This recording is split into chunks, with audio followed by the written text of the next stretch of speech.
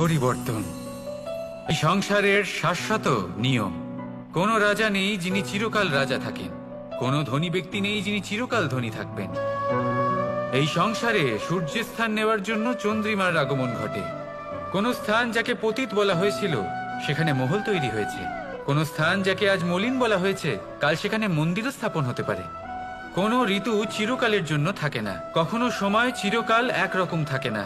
আজ যা আপনার কাছে রয়েছে কাল অন্য কারোর ছিল, আজ যা আপনার কাছে রয়েছে কাল তা অন্য কারোর কাছে চলে যাবে। আপনার সাথে কিছু থাকলে তা হলো আপনার কর্ম, কিন্তু সেই কর্মের পরিণামও আপনার নয়। আপনি শুধু কর্ম করুন, বাকি সবকিছুই পরিবর্তনশীল। কিন্তু সেই পরিবর্তনকে দেখে ভয় পাওয়ার প্রয়োজন নেই, তাকে স্বাগত জানান। যদি আপনি হাসি মুখে সেই পরিবর্তনকে স্বাগত জানান, তাহলে এই পরিবর্তনও হাসি মুখে আপনার সাথে থাকবে।